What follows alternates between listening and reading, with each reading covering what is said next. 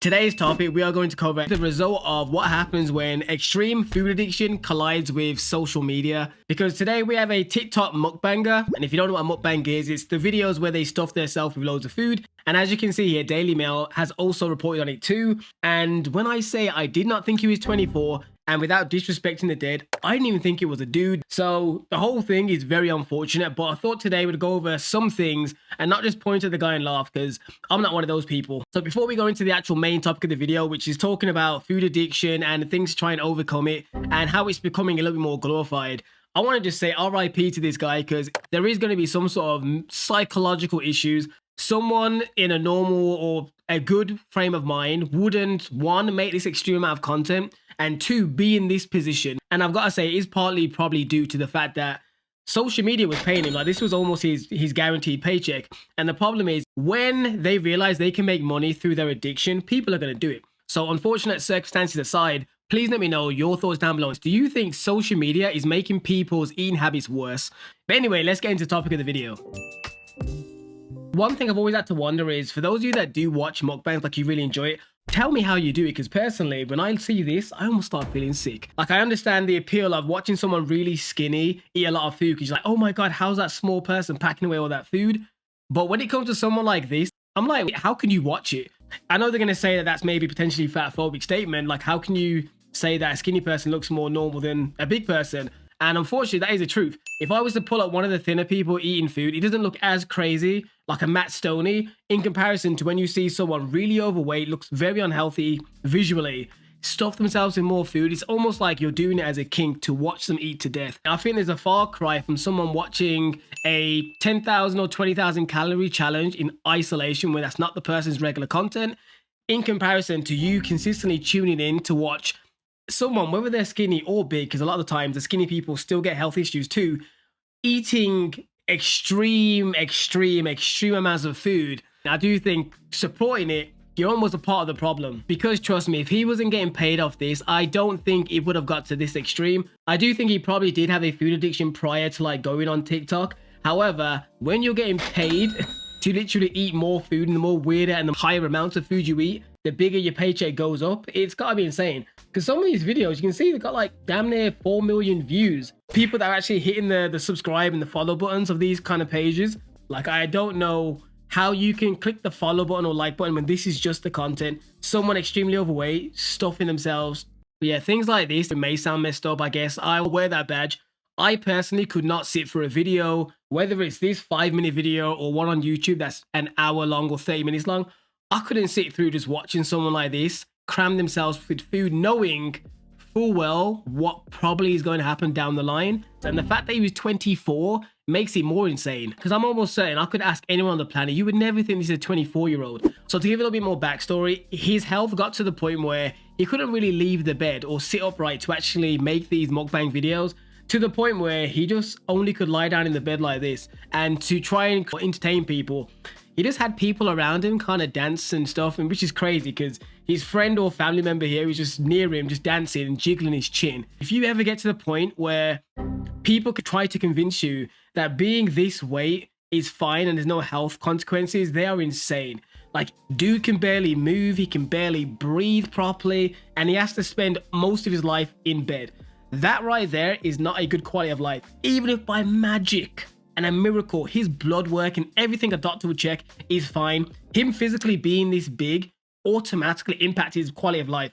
And obviously he's in the very extreme end. But even when you take the people that would class themselves as mid-fat or super, all the terms that they use, like not as big as him where they can move but they're still very obese, even those people, you're gonna have a lower quality of life than someone that can move a lot more. Because something as simple as the bus is coming, I can go run for that bus and catch it. Most likely people in that position, what they do is, I'll wait for the next one. Little things like that throughout your life become annoyances, which is why when many people lose weight, like they were really big and lose weight. You look good, queen. Hold on, let me show the fit then. You already know I'm in that yitty.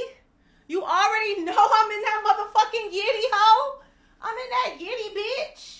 They're amazed at how much happiness and joy they find in doing the most mundane small tasks, because they couldn't do them before. I always talk about this story about the lady. She used to always dread going to a car park when it was full because she'd have to find the perfect one or one that had a space for her to get out of the car. Whereas when she lost the weight, she found that she could park anywhere simply because there was no worry about parking somewhat close to a car and not being able to fit out the gap. These little things improve your quality of life and happiness as a whole. So when you see some of these fat activists online really talking about how people are only tending to lose weight because it's fat phobia or because of their own biases and all these other, realistically coping mechanisms for them to stay how they want to stay without having to do any changes, you have to understand that they're coming from a place of avoidance and defense mechanisms. Like they're trying to really protect their way of living because they know deep down probably it's not helpful.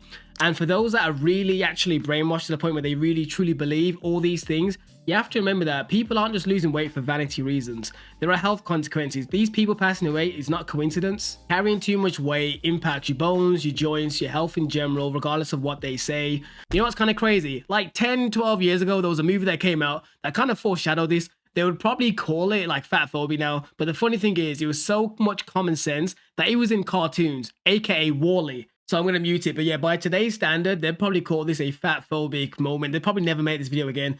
It's basically, if you haven't seen the premise of this movie, Wall-E is about a robot, I think, that wakes up in the future. And humans have become reliant on robots and technology. So they no longer walk anymore. So they gain weight and become very docile and lazy to the point where they can't even walk anymore. Like walking is a big feat for these obese people. It's funny because it's way before its time. This was made 12 years ago, before all of this stuff was popularized. So you have to think it's unfortunate that life's kind of getting closer to that cartoon. I'm not feeling shame anymore. From now on, I'm gonna stop sitting down and skip to the front of the lines with my head held high. And before I move on to the next topic, a reason why I wanted to make this video, because in honesty, I had no intentions of making this video. The only reason I did make this video, to be honest, is simply because when I found out that he was a man. And the reason is because a critique I had touched on this topic in a previous video was that the person was saying, why aren't you talking about the men? I hate when men always talk about women, stay out of women's business. And in all honesty, I don't see this topic as a woman's thing. But if you want to bring it to gender, the main reason why a lot of the obese related videos online are specifically talking about women is because not many men often fall into this trap. And that's not to say that many men aren't food addicts or super overweight. Not many men go on social media or at least get viral talking about glorifying obesity. I just hate BMI so much because I am very heavy, because I'm very muscular. So trust me, if you go on Google, YouTube, TikTok, and all those things, and you start typing in fat activists and see the ones that are the most prominent, they are always women. It's like a 99% ratio. So I thought I'd clear that up in case anyone tries to use that argument again, because it's just disingenuous. All this other stuff, at the end of the day, a lot of people don't like the idea of taking accountability for their actions, and they're going to try and use as many tricks and maneuvers to try and shield themselves from any sort of criticism. Now, so even though I did mention earlier that I don't have extreme amounts of sympathy for someone that puts himself in this position, I do have empathy for it. So I do want to address some of the reasons why people fall in this position is due to things like stress, depression, potential childhood trauma, social pressures. In this regard, they probably made one video that went viral of them eating and then they thought, oh, this is lucrative, and then they kept doing it. So even though these things aren't the be or end all, many people have had these issues and still came out the other side great. For some people, they just can't handle it and then they fall into these cycles. And then once you're in it, especially when you're like 200, 300 pounds, 400 pounds deep into it, they feel like they're in quicksand and they just can't escape it. The thing I'd say is that if anyone is near that realm, a very obese psych, and I do know some of these videos really do reach people that are actually quite obese that are trying to break out of it. Some of the things you have to understand, taking little steps, little by little, is much better than trying to take leaps. If it has took you 30 years to build the body you have and you're not happy with it, remember, you can't lose it in 2 weeks, 3 weeks, or maybe even a year. If you're on this extreme level of obesity, it will take multiple years likely for you to successfully and safely lose the weight. I know some fitness people are against the idea of people using Ozempic. In all honesty, as long as you're not someone using Ozempic for vanity reasons, like to lose the last 5 pounds or something, the health problems that comes along with someone being extremely overweight versus them using Ozempic or even a little bit of weight loss surgery to help them as they try and lose weight, while also remembering that you can't use it as a crutch. I'm all for it. I know some people are saying it's just cheating. I'm not one of those people. I only think that way when someone uses it to like cheat the system, like a Kim Kardashian type person. If you're going to look into Ozempic or even weight loss surgery, remember, if you don't change your lifestyle habits with it as well, you are going to end up in the same position.